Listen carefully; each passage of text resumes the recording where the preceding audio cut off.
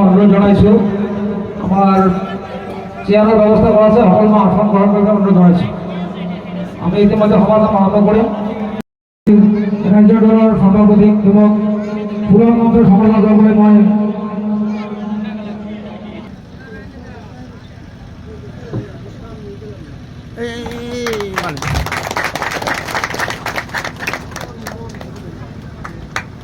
এবারে আমার সভায় উপস্থিত